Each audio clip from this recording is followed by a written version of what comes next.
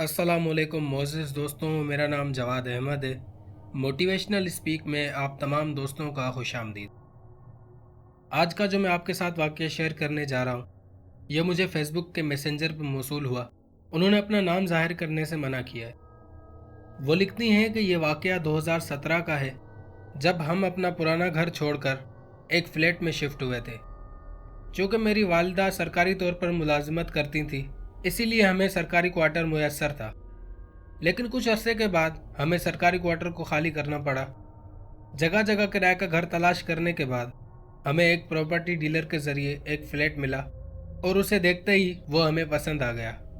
लेकिन जब हम इस फ्लैट में शिफ्ट हुए तो वहाँ अजीब सी वहशत फैली हुई थी, मगर हम यही समझते रहे कि शायद नई जगह है जिसकी वजह से हमें ऐसा महसूस हो रहा है। हमें वहाँ आए कुछ ही दिन हुए थे कि एक रात मैं अपने कमरे में सो रही थी तो अचानक एक ज़ोरदार आवाज़ मेरे कानों से टकराई, जैसे बहुत ज़ोर से कोई शीशा नुमा चीज़ ज़मीन पर आ गिरी हो।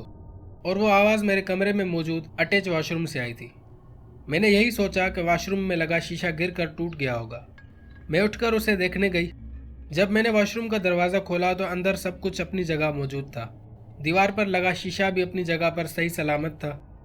मुझे हैरानगी तो हुई कि यहाँ सब कुछ ठीक है, मगर फिर वो आवाज़ कैसी थी। मैं वापस अपने बिस्तर पर आ गई और सोने की नाकाम कोशिश करने लग गई, लेकिन बार बार दिल में यही ख्याल आता था, हो ना हो कुछ अजीब ज़रूर है यहाँ पर।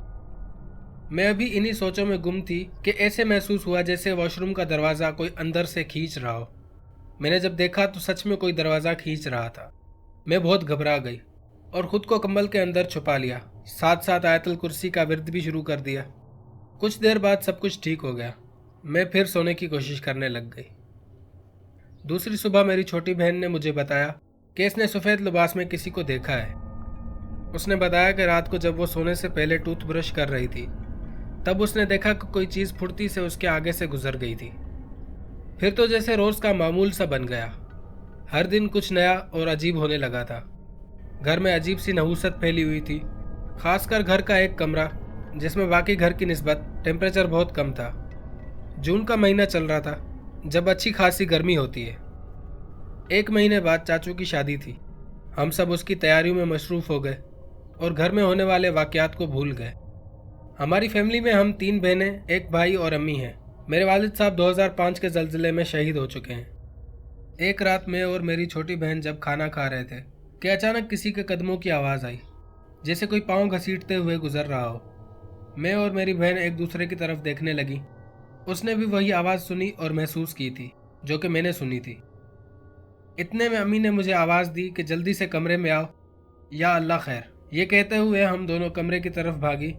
वहाँ जाकर देखा तो मेरी सबसे छोटी बहन बेड पर पड़ी तड़प रही थी। इसका सांस बिल्कुल उखड़ा हुआ था। हम बहुत डर गईं। अम्मी रो रही थी। मैंने उनको हौसला दिया और आयतुल कुर्सी का विर्द शुरू कर दिया। तभी मैंने ऐसा महसूस किया कि जैसे कोई हमारे दरमियान से गुजर गया हो। अजीब सी घुटन का एहसास हो रहा था। ऐसा लग रहा था जैसे किसी ने दिल को दबोच लिया हो। और उसी लम्हे दरवाजे पर दस्तक हुई। मैंने भागकर दरवाज़ा खोला तो आगे भाई और कज़न खड़े थे, जो कि अभी खाला के घर से वापस आ रहे थे। भाई ने जब यहाँ के माहौल को देखा तो वो भी परेशान हो गया, लेकिन आयतुल कुर्सी की बरकत से कुछ देर में मेरी बहन की तबीयत कुछ संभल गई थी और आहिस्ता आहिस्ता वो होश में आ गई। होश में आने के बाद उसने बताया कि उसने अपने आसपास बहुत से छोटे बच्चों की आवाज़ें सुनी और फिर किसी ने उसका गला दबाने की कोशिश की। खैर, हम सब अल्लाह का नाम लेकर सो गए। रात का 1 या 2 बज रहा था कि दरवाजे पर बहुत ज़ोर से दस्तक हुई। हम सब की आंख उस दस्तक पे खुल गई। आहिस्ता आहिस्ता वो आवाज़ तेज़ हो गई। तभी अम्मी ने उठकर खिड़की की तरफ झांक कर देखा तो बाहर कोई भी मौजूद न था।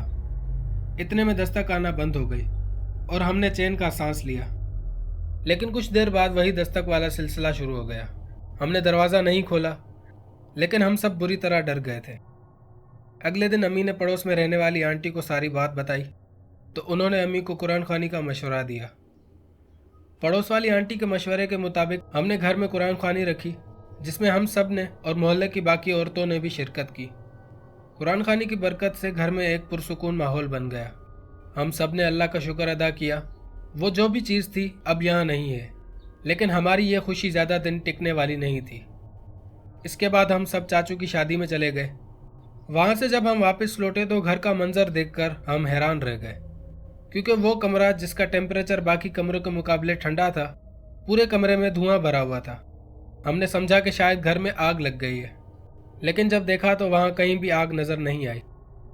भाई को यह सब देखकर बहुत गुस्सा आया और वो गुस्से में बड़बड़ाने लगा कि आखिर क्या है और क्या चाहता है वो। हम सब परेशान हो गए। खैर, हमने इस कमरे को बंद कर दिया और हम सब अपने कमरों में चले गए। रात के किसी पर अम्मी की आवाज़ आई और हम सब भागकर अम्मी के कमरे में गए तो अम्मी बहुत ज़ोर ज़ोर से हाँफ रही थी।